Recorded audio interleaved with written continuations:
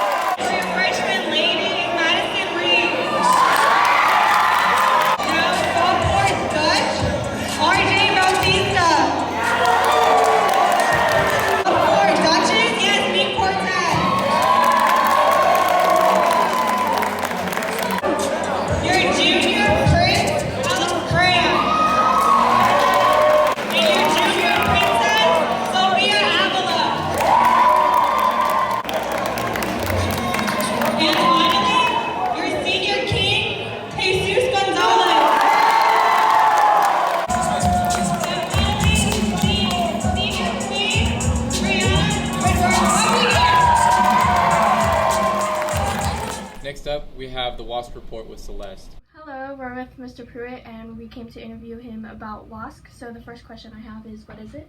WASC is the Western Association for Schools and Colleges, and it's about the accreditation, which gives more value to your diploma when you graduate from high school, and it kind of validates to many agencies that you had a rigorous education and you graduated from that school. So basically, if they don't check mark everything here and check everything, then our diploma kind of won't be worth it? It's a longer process because we are accredited, so it would take a longer process to pull the accreditation.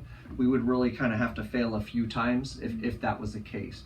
But to be honest with you, the committee that is coming, they're excited to see what we've been doing because we have been a model school and we had such a successful accreditation 3 years ago.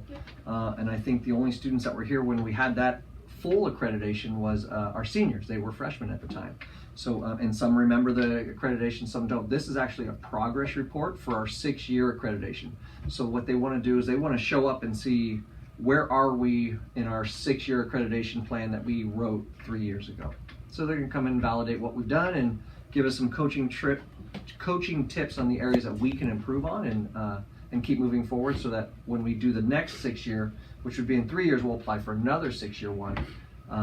Then we'll kind of have a place to start for that as well. Okay, so why is it important? Like, why are the teachers telling us about it and letting the students know? Yeah, it's well, WASC is important. It's always about continuous improvement. We want to continue to make Orestimba better every year, every accreditation, and we want to make the experience better for every student that comes. We want to continue changing with the times and not get stuck in a practice that might be a past practice that's not as successful with today's students. So we want to make things better. Yeah. So when are they coming? They are coming. They're actually showing up on Sunday. They will meet with the administration team and go over any background information that they need to be aware of, and then they'll meet with some parents right after that, and then they'll go back to their hotel to work on the report, and then they'll be here all day Monday and most of the day Tuesday. They'll be visiting classrooms, talking with students, and really listening to anybody that's willing to talk with them. Do you have any advice for some students that might get talked to in case they're nervous? Absolutely. Be honest. They're going to ask you what your experience is like. Tell them what your experience is like. Do you like the school? Do you not like the school? Do you think that Orestimba can do better? In what areas? And how would you recommend being better? And they take all of that into consideration. Okay, thank you. That's going to wrap up the interview, and this was Mr. Pruitt talking about WASC. Thank you, guys. We have Alex taking it over with soccer. So we're here with Michael Fernandez. Yes, sir. I recently heard that you scored 2 goals in your past game against Thunder. How do you feel about that? I feel really good because the other games, I didn't score any goals. I didn't get much playing time, and I practiced. I've been trying, and in the games I did really good. So I got more playing time and I scored those goals. Hopefully you can score a goal tomorrow against Mariposa. Yes, sir. We're here with a varsity soccer player, Herman Satian. And Herman, how do you feel about this season? Honestly, I wasn't here for half the season, but the half that I was here, you've been doing pretty good. We have an excellent defense. One person I want to mention is Johnny Granados. He's just an amazing player and really keeps it up, you know. A D1 star too. So we're here with Johnny Granados, you know, the excellent defender that I heard. Nice to meet you. Nice to meet you too. How do you guys think your defense is going to do against Mariposa? I think our defense is going to be excellent. I think we should be able to keep them from scoring tomorrow. Yeah. We heard it here, guys. Hopefully the Warriors soccer team can get a win tomorrow. All right. So here with Sophie Avila. And do you guys think that you guys are going to make the playoffs? I think the chance is slim, but if we work hard enough, we could. You heard it here. They think they're going to make the playoffs. So we are here with Lalo. He's a varsity soccer player. And next up, we have Ethan with birthdays. Hey, is it your birthday? Happy birthday, buddy. Happy birthday. Oh, just the person I wanted to see. All right, happy birthday. Happy birthday to you. Happy birthday to you. Happy birthday, dear Trevor. Happy birthday to you. Next up, we're taking it to Monica with the FFA. Hi there, I'm here to talk to you about the latest FFA and Ag Department announcements. You see, today's Super Day, so the Ag teachers aren't here, but I will be popping in tomorrow to talk to each of them individually, go over practices and dates, meetings, all that good stuff. Plus, I'm going to talk to Miss Casilla about the little guest that we had last week and this week. Unfortunately, she's not here anymore, but we're going to talk about her anyways. All right, so in the Ag Department, Newman FFA is getting into our busy time during the springtime. Our students are getting ready to do a lot of traveling to where they'll be gone almost every weekend, visiting different colleges, attending different competitions. And so that's very exciting for a large group of our students.